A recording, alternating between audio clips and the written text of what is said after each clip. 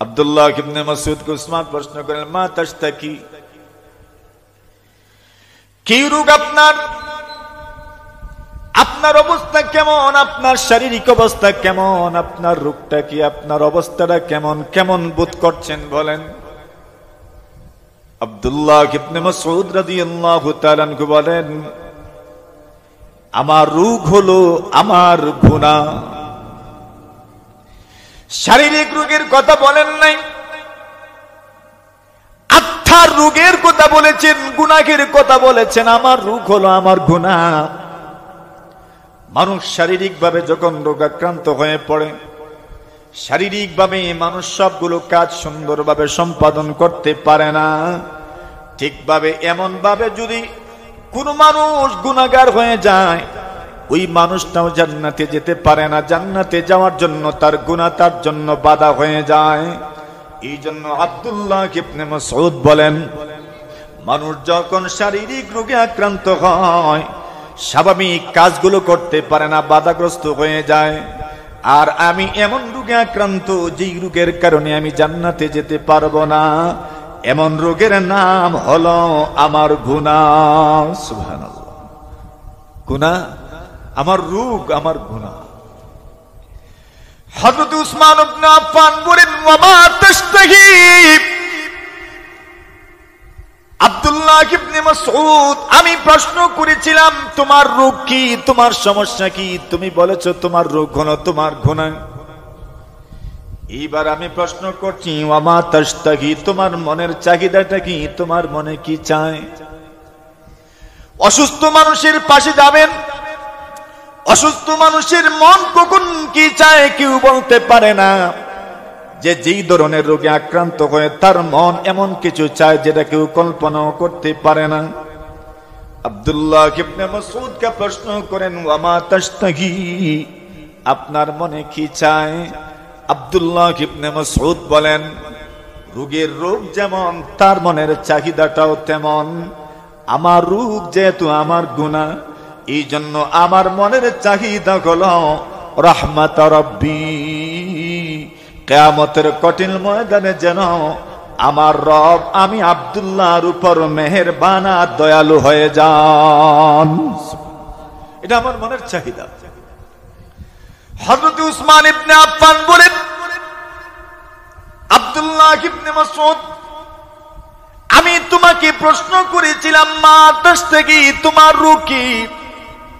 তুমি বলেছো তোমার রোগ হলো তোমার গুনাহ। আমি প্রশ্ন করেছিলাম তোমার মনের চাহিদা কি? তুমি বলেছো তোমার মনের চাহিদা হলো রাহমাত রাব্বি, আল্লাহর রহমত, দয়া। এরে আব্দুল্লাহ, এই দুইটার একটাও আমি তোমাকে দিতে পারি না। তোমার গুনাহের ব্যাপারে আমি কোনো সিদ্ধান্ত দিতে পারি না, নিতেও পারি না। আল্লাহর রহমত তুমি পাবে কিনা সেটাও আমি বলতে পারি না। তবে আমি উসমান, একজন প্রেসিডেন্ট হিসাবে আর একজন মানুষ হিসাবে আমি তোমার জন্য একটা কাজ করতে পারি। এরে আব্দুল্লাহ, আমি তোমাকে আমার পক্ষ থেকে একটা বরাদ্দ দিতে চাই। আমি তোমার জন্য একটা বরাদ্দ দিতে চাই। আমি তোমাকে সাহায্য করতে চাই, আর্থিকভাবে আমি তোমাকে সহযোগিতা করতে চাই। আব্দুল্লাহ ইবনে মাসউদ বলেন, উসমান, খলিফাতুল মুসলিমিন, আমিরুল মুমিনিন, আমাকে আপনার সহযোগিতার প্রয়োজন নাই। আর্থিকভাবে আপনি আমাকে সহযোগিতা করবেন, কোনো জরুরত নাই। আব্দুল্লাহ ইবনে মাসউদ বলেন, আমার আর্থিক সহযোগিতা কোনো জরুরত নাই, প্রয়োজন নাই। উসমান ইবনে আফফান বলেন, তোমার প্রয়োজন নাই, কিন্তু তুমি মারা যাওয়ার পরে তোমার মেয়েদের তো প্রয়োজন আছে, এই জন্য তুমি আমার আর্থিক অনুদানটা গ্রহণ করে নাও। আব্দুল্লাহ ইবনে মাসউদ বলেন, উসমান, আমারও প্রয়োজন নাই। আমার ইন্তেকালের পরে, আমার মৃত্যুর পরে আপনার কোনো আর্থিক সাহায্য, আমার মেয়েদেরও কোনো প্রয়োজন নাই। সুবহানাল্লাহ। আচ্ছা, এত কনফিডেন্সের সাথে কেমনে বলেন? হযরত আব্দুল্লাহ ইবনে মাসউদকে উসমান প্রশ্ন করেন, আব্দুল্লাহ, তোমার প্রয়োজন নাই, তুমি বুঝতে পেরেছো। তোমার মৃত্যুর পরে তোমার মেয়েদের প্রয়োজন নাই, তুমি কেমনে বুঝলে? আব্দুল্লাহ ইবনে মাসউদ বলেন, আমি আমার মেয়েদেরকে এমন কিছু শিক্ষা দিয়েছি, যদি তারা এই শিক্ষার উপর আমল করতে পারে তাদের জীবনেও অভাব আর অনটন আসবে না। জোরে বলেন না সুবহানাল্লাহ।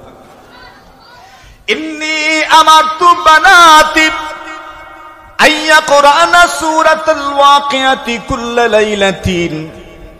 আব্দুল্লাহ ইবনে মাসউদ বলেন, আমি আমার মেয়েদেরকে আদেশ করেছি এরা যেন প্রতি রাতে সূরাতুল ওয়াকিয়া তেলাওয়াত করে। কেন?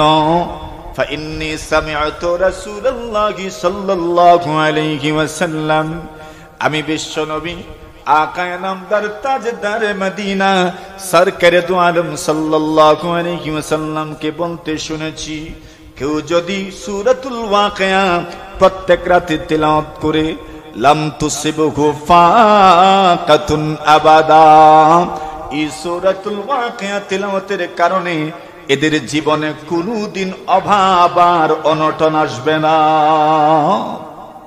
কোন সূরা তেলাওয়াত করলে? সূরাতুল, বলেন সূরাতুল ওয়াকিয়া। আর এই সূরাতুল ওয়াকিয়া যারা তেলাওয়াত করবে তাদের জীবনে কোনো অভাব অনটন আসবে না। আর যারা এই সূরাতুল ওয়াকিয়া তেলাওয়াতের মাধ্যম হবে এদের জীবনেও কোনো অভাব অনটন আসবে না। সুবহানাল্লাহ। তাহলে এমন প্রতিষ্ঠানের প্রয়োজন আছে না নাই? বলেন। শুধু প্রতিষ্ঠানের প্রয়োজন নয়, বরং আমাদের প্রত্যেকের জন্য এই ফজিলতের সূরাগুলো যথা সম্ভব মুখস্থ করার দরকার। আর না হয় কমপক্ষে একজন হাফিজে কোরআনদের জবান থেকে এই সূরাগুলো তিলাওয়াত শোনা দরকার, কেন যেন আমার জীবনে অভাব অনটন না আসে। মেরে মুহতারাম হাজিরিন, এই সব কিছুর একটা মৌলিক বিষয়, সেটা হলো দুনিয়াতে সফলতা, পরকালে সফলতা। দুনিয়াতে যত মানুষ যতভাবেই যা করুক না কেন, প্রত্যেক মানুষের একটাই তো টার্গেট, লাভবান হওয়া। কেউ ক্ষতিগ্রস্ত হতে চায় না, সবাই দুনিয়াতে বেনিফিটেড হতে চায়, আখেরাতে লাভবান হতে চায়। আমাদেরও টার্গেট তো এটাই, দুনিয়াতে লাভবান, আখেরাতে লাভবান। আলহামদুলিল্লাহ আলহামদুলিল্লাহি নাহমাদুহু ওয়া নাস্তাঈনুহু ওয়া নাস্তাগফিরুহু ওয়া নু'মিনু বিহি ওয়া নাতাওয়াক্কালু আলাইহি ওয়া নাউযু বিল্লাহি মিন শুরুরি আনফুসিনা ওয়া মিন সাইয়্যাতি আ'মালিনা। من يهده الله فلا مضل له ومن يضلله فلا هادي له،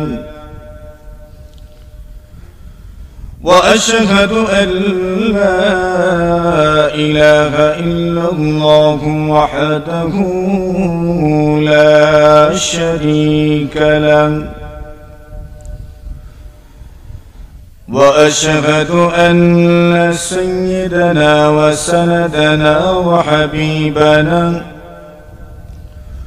ومولانا محمدا عبده ورسوله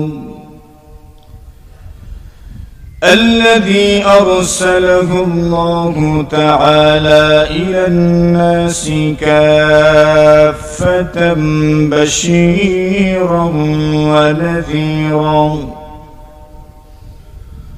وداعيا إلى الله بإذنه وسراجا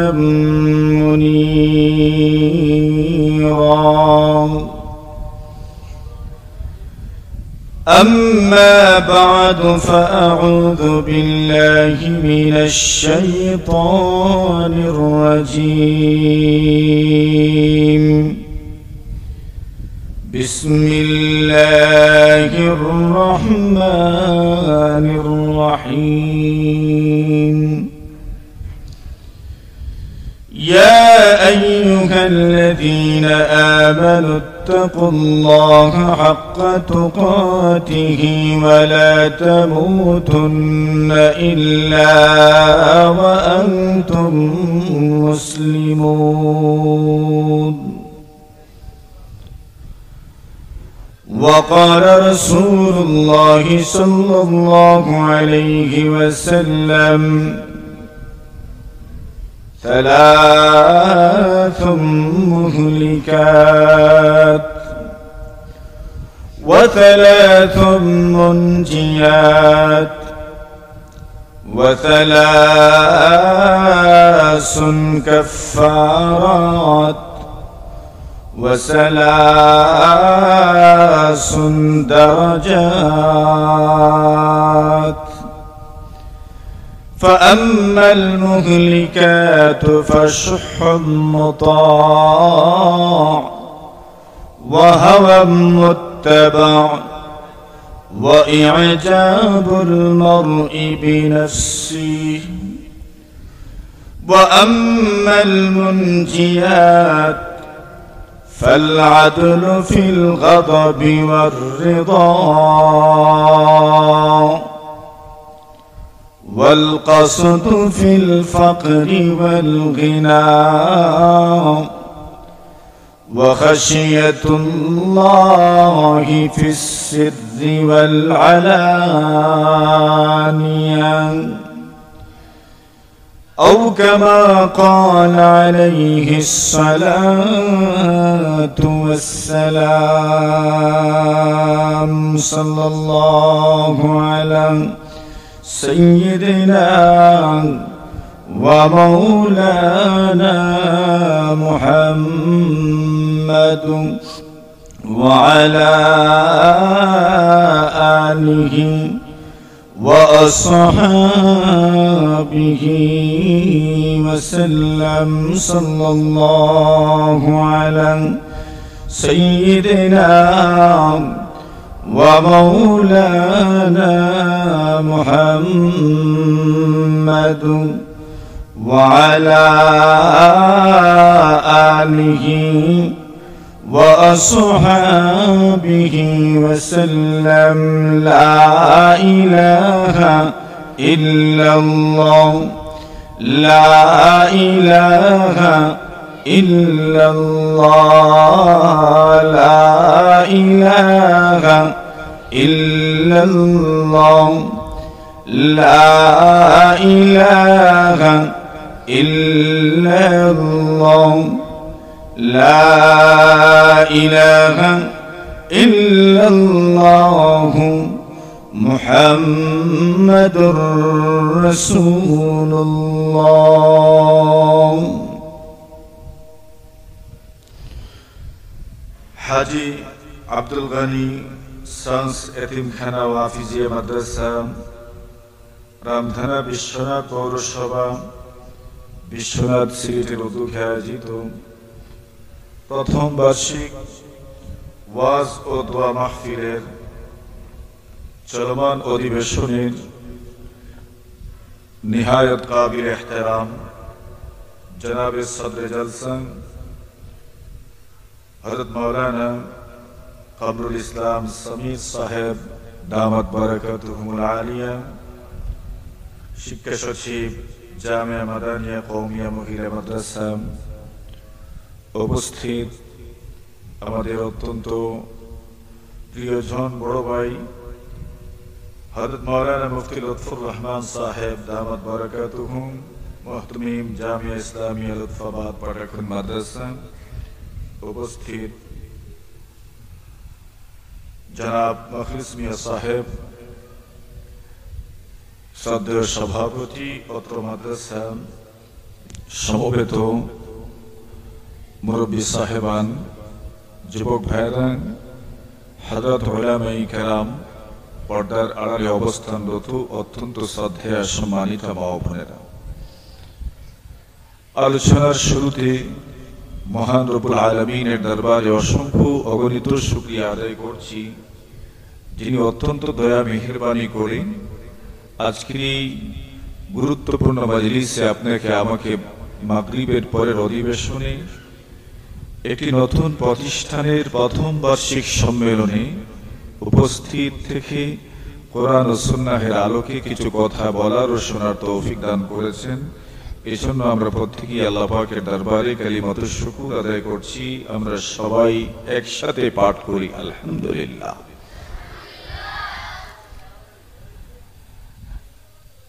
আল্লাহ তাআলা বড় মেহেরবান, যিনি আমাকে আপনাকে এই সুন্দর শামিয়ানার নিচে বসার তৌফিক দান করেছেন।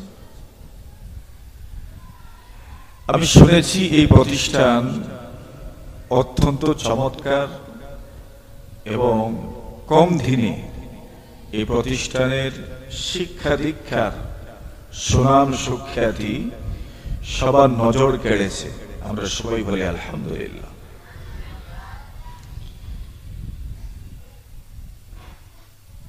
এই সময়ে আমাদের বিভিন্ন স্থানে বিভিন্ন জায়গায় এমন কিছু প্রতিষ্ঠান তৈরি হওয়া দরকার, যেই প্রতিষ্ঠানগুলোতে আর না হয় কিছুটা এমন কিছু শিখতে পারবে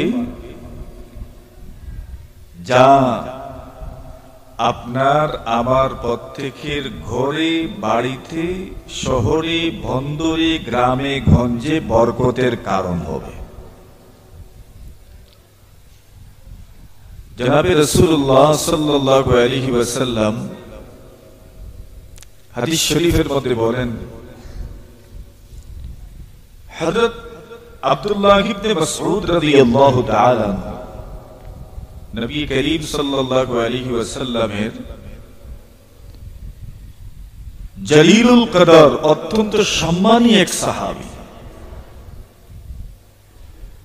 যেই সাহাবী যাকে বলা হতো রাসূলুল্লাহ সাল্লাল্লাহু আলাইহি ওয়াসাল্লামের উযুর পানি বহনকারী সাহাবী।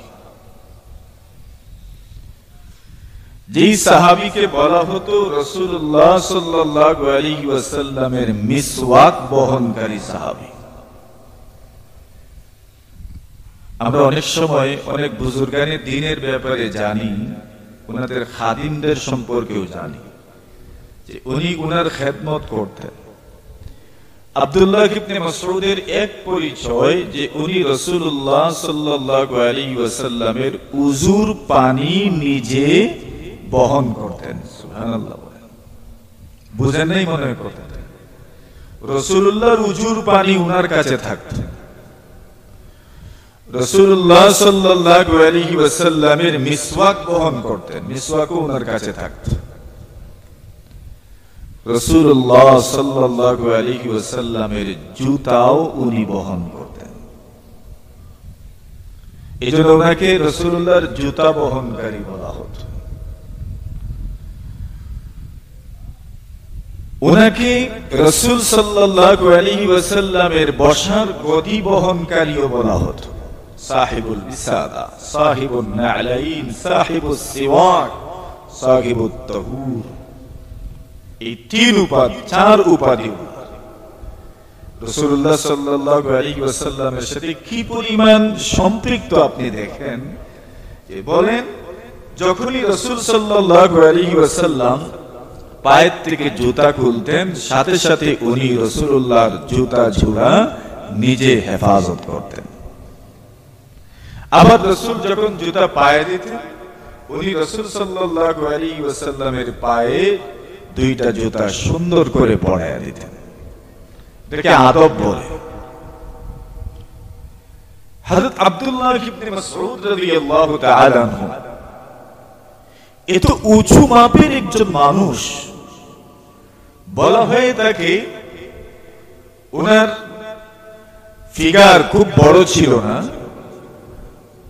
উনি খুব লম্বাও ছিলেন, খাটো ছিলেন, শরীরও তেমন বড় নয়, দেখতে খুব ছোট এক মানুষ। কিন্তু ওমর বলতেন, আব্দুল্লাহ ইবনে মাসউদ এমন এক মানুষ, তার ভিতরে যেন এমন এক বোতলের মতো, যেই বোতলের ভিতরে ইলম, জ্ঞান আর মারিফতে ভরে দেওয়া হয়। তাহলে সফলতা, মানুষ যেমন সফল হয় ঠিক এইভাবে ব্যবসায়ী যেমন সফল হতে পারে, ঠিক এইভাবে বিফলত হন। আমার আপনার জীবনেও দুনিয়াবি সফলতা বিফলতা যেমন আছে, পরকালের সফলতা বিফলতা আছে না? নাই।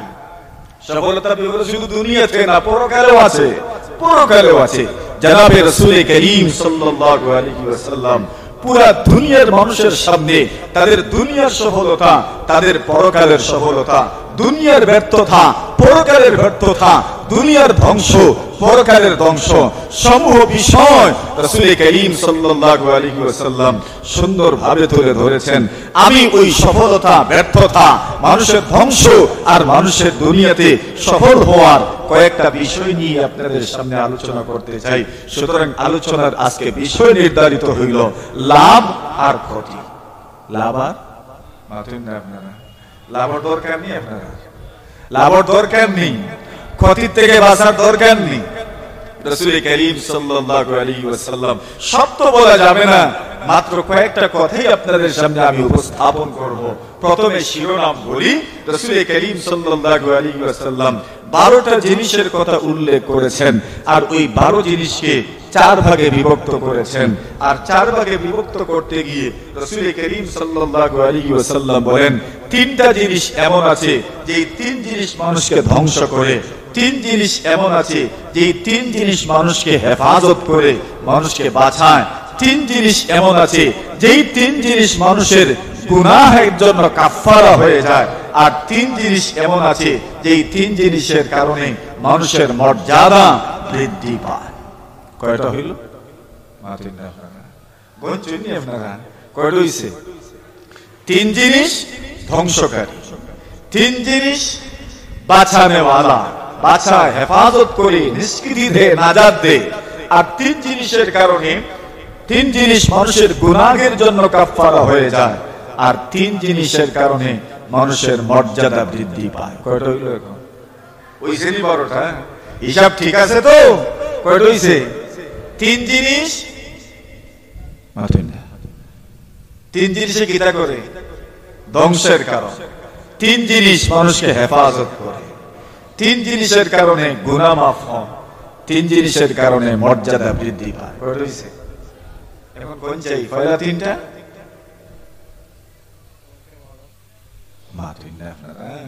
ধ্বংসের কারণ, বাদের 3টা হেফাজত করে, বাঁচায়, পরের 3টা গুনাহের কাফারা, এরপরের 3টা মর্যাদা বৃদ্ধির কারণ। আসুন আমরা 6টার আলোচনা করি আজকে, আল্লাহ বাঁচাইলে বাকিগুলোর আলোচনা হবে। প্রথম 3টা যেগুলো ধ্বংস করে। আল্লাহ রাসূল বলেন, সালাসুম মুগলিকাত ওয়া সালাসুম মুনজিয়াত ওয়া সালাসুম কাফফারাত ওয়া সালাসুম দারাজাত। আল্লাহ রাসূল বলেন, 3 জিনিস মানুষকে ধ্বংস করে দেয়, আবার 3টা জিনিস মানুষকে বাঁচায়, হেফাজত করে। 3 জিনিস মানুষের গুনাহের জন্য কাফারা হয়, 3 জিনিসের কারণে মানুষের মর্যাদা বৃদ্ধি পায়। রাসূল বলেন, ফাআম্মাল মুহলিকাত ফাশুহুম মুতা ওয়া হাওয়াম মুত্তাবাউন ওয়া ইজাবুল মারই বিনাফসিহি। রাসূলুল্লাহ সাল্লাল্লাহু আলাইহি ওয়াসাল্লাম বলেন, যে 3 জিনিস মানুষকে ধ্বংস করে দেয়, দুনিয়াতেও বিফল করে, পরকালেও বিফল করে, দুনিয়াতেও মানুষের জন্য ধ্বংসের কারণ। হযরত উসমান ইবনে আফফান রাদিয়াল্লাহু তাআলা, যাকে যুন্নুরাইন বলা হয়, রাসূলুল্লাহর 2 মেয়ের স্বামী, তো কত মর্যাদা সম্পন্ন মানুষ। উসমান ইবনে আফফান রাদিয়াল্লাহু তাআলা, যিনি হুদাইবিয়ার সন্ধির সময় মক্কাওয়ালার কাছে রাসূলুল্লাহর উমরাহের প্রস্তাব নিয়ে যাওয়া একমাত্র ব্যক্তি হযরত উসমান ইবনে আফফান। মক্কাওয়ালার কাছে সবচেয়ে সম্মানী মানুষ। উসমান ইবনে আফফান আব্দুল্লাহ ইবনে মাসউদকে দেখতে গেলেন। ওনার মারাজুল মৌতে, অসুস্থতাকালীন সময়ে আল্লাহ তাআলা প্রত্যেক মানুষকে মৃত্যুর আগে এক রোগ দেন, ওই রোগেই মানুষের মৃত্যু হয়, আর এই রোগের মাধ্যমে আল্লাহ তাআলা তার জীবনের গুনাহগুলো মাফ করে দেন। মৃত্যুর আগে যদি কেউ অসুস্থ হয়ে মারা যায়, তো আমি অনেকেই মনে মনে বলি, লোকটা কত বড় গুনাহগার আল্লাহই জানে, যে মৃত্যুর আগে এত বড় অসুখ হয়ে মারা গেল। আমরা এমন ধারণা করি। বলছেন না না, সে তো আসলে ভাগ্যবান, মৃত্যুর আগে তার গুনাহ থেকে আল্লাহ তাকে পবিত্র করে দিয়েছে। মৃত্যুর আগে যারা অসুস্থ হয়ে মারা যায়, আব্দুল্লাহ ইবনে মাসউদ রাদিয়াল্লাহু তাআলা আনহু অসুস্থ, ওনাকে দেখতে গেলেন উসমান ইবনে আফফান রাদিয়াল্লাহু তাআলা। রাসূল করিম সাল্লাল্লাহু আলাইহি ওয়াসাল্লাম মৃত্যুর আগে প্রায় 13 দিন অথবা 14 দিন অসুস্থ ছিলেন।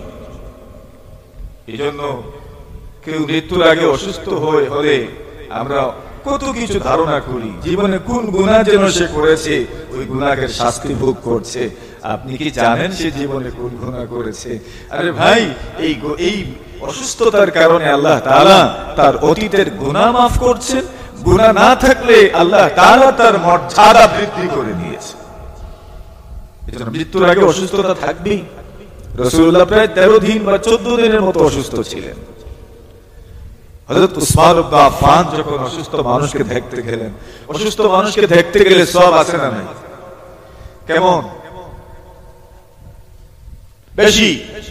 মাতুই না আপনারা, বেশি না কম? কতটুকু বেশি হইব? এতটুকু না আরো বেশি? আরো বেশি। তো ওয়াজ তো জীবনে কত শুনছেন, অসুস্থ মানুষকে দেখতে গেলে সওয়াবের ওয়াজ শুনেন নাই মনে হয়? শুনছেন, এই বলতে পারছেন না আর কি। ওইটাই আমাদের একটা সমস্যা, আমরা ওয়াজ শুনি মনে রাখি না। মাতুই না আপনারা, ঠিক না বেঠিক? শুনি ওয়াজ, মনে রাখি না, রাখতে পারিও না। রাসূলুল্লাহ বলেন, কেউ যদি অসুস্থ মানুষকে দেখতে যায় সকালবেলা, তাহলে পুরা দিন আল্লাহর ফেরেশতা তার জন্য মাগফিরাতের দোয়া করেন। কতজন? 70,000, মানে বেশি, অগণিত, অসংখ্য, গণার বাহিরে। যদি সন্ধ্যার সময় দেখতে যায়, পুরা রাত আল্লাহর ফেরেশতারা তার জন্য মাগফিরাতের দোয়া করেন। রাসূলুল্লাহ বলেন, মান আদা মারিদান লাম ইয়াজাল ফি খিরফাতিল জান্নাহ। আল্লাহ রাসূল বলেন, কেউ যদি কোন অসুস্থ মানুষকে দেখতে যায়, যতক্ষণ অসুস্থ ব্যক্তির পাশে আপনি বসা থাকবেন, ততক্ষণ পর্যন্ত আপনি যেন জান্নাতের ফল আহরণ করছেন। মানে অসুস্থ ব্যক্তির পাশে বসা থাকলে যেন জান্নাতের ফল আপনি পাচ্ছেন, ফল খাচ্ছেন। এর মানে কি? রাসূলুল্লাহ বলতে চাচ্ছেন, যে ব্যক্তি অসুস্থ মানুষকে দেখতে যাবে, সে আল্লাহর জান্নাতের মেহমান হয়ে যাবে। এই কথাই বলতে চাচ্ছেন। আচ্ছা, অসুস্থ মানুষকে দেখতে গেলে ফল পাড়বেন, তো যে জান্নাতের ফল পাড়বে সে দুজকে যাবে? জান্নাতের ফল যে পাড়বে সে দুজকে যাবে? তো কই যাইব? জান্নাতেই তো যাবে। তো রাসূল ইনডাইরেক্টলি আপনাকে বলছেন, কেউ যদি অসুস্থ মানুষকে দেখতে যায়, রাসূল বলছেন সে যেন জান্নাতের ফল পাড়তেছে, মানে জান্নাতি হবে। আব্দুল্লাহ ইবনে মাসউদকে দেখতে উসমান ইবনে আফফান গেলেন। অসুস্থ মানুষকে দেখতে গেলে আমরা দুই প্রশ্ন করি। প্রথম প্রশ্ন করি, আপনার রোগ কি, বা আপনি কেমন বোধ করছেন এখন? আব্দুল্লাহ ইবনে মাসউদ উসমান প্রশ্ন করেন, মা তাশতাকি, কি রোগ আপনার? আপনার অবস্থা কেমন? আপনার শারীরিক অবস্থা কেমন? আপনার রোগটা কি? আপনার অবস্থাটা কেমন? কেমন বোধ করছেন বলেন?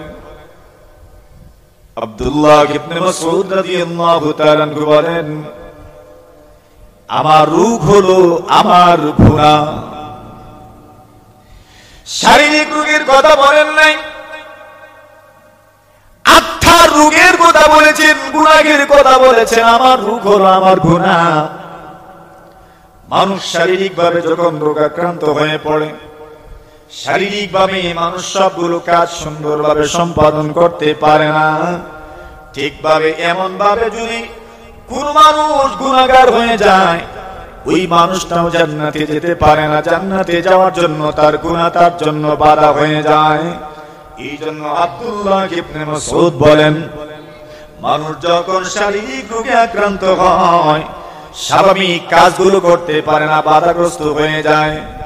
আর আমি এমন রোগে আক্রান্ত, যে রোগের কারণে আমি জান্নাতে যেতে পারবো না, এমন রোগের নাম হলো আমার গুনাহ। সুবহানাল্লাহ।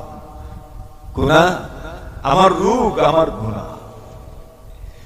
হযরত উসমান ইবনে আফফান বলেন, ওয়া তাশতাহি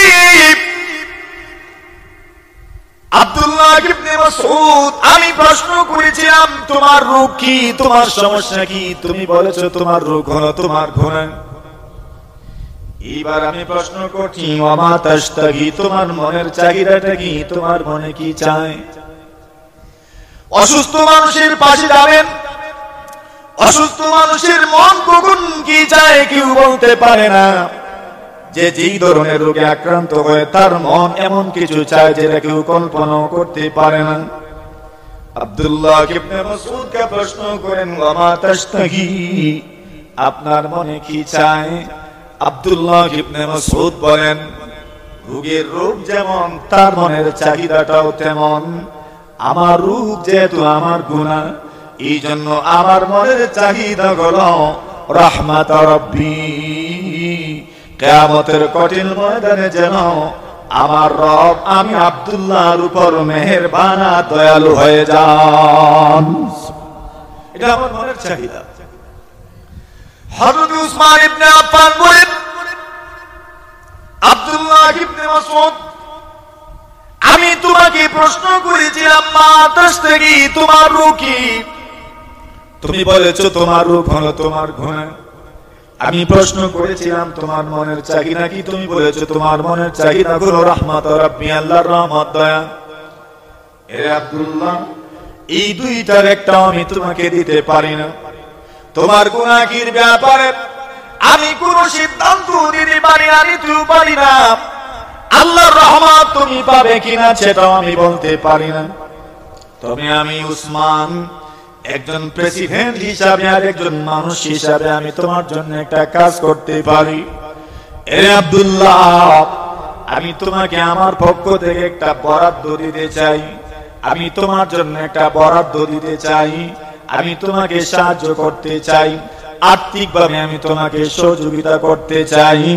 আব্দুল্লাহ ইবনে মাসউদ বলেন, উসমান, খলিফাতুল মুসলিমিন, আমিরুল মুমিনিন, আমাকে আপনার সহযোগিতার প্রয়োজন নাই। আর্থিকভাবে আপনি আমাকে সহযোগিতা করবেন, কোনো জরুরত নাই। আব্দুল্লাহ ইবনে মাসউদ বলেন, আমার আর্থিক সহযোগিতা কোনো জরুরত নাই, প্রয়োজন নাই। উসমান ইবনে আফফান বলেন, তোমার প্রয়োজন নাই, কিন্তু তুমি মারা যাওয়ার পরে তোমার মেয়েদের তো প্রয়োজন আছে, এই জন্য তুমি আমার আর্থিক অনুদানটা গ্রহণ করে নাও। আব্দুল্লাহ ইবনে মাসউদ বলেন, উসমান, আমারও প্রয়োজন নাই। আমার ইন্তেকালের পরে, আমার মৃত্যুর পরে আপনার কোনো আর্থিক সাহায্য আমার মেয়েদেরও কোনো প্রয়োজন নাই। সুবহানাল্লাহ। আচ্ছা, এত কনফিডেন্সের সাথে কেমনে বলেন? হযরত আব্দুল্লাহ ইবনে মাসউদ উসমান প্রশ্ন করেন, আব্দুল্লাহ, তোমার প্রয়োজন নাই, তুমি বুঝতে পেরেছো।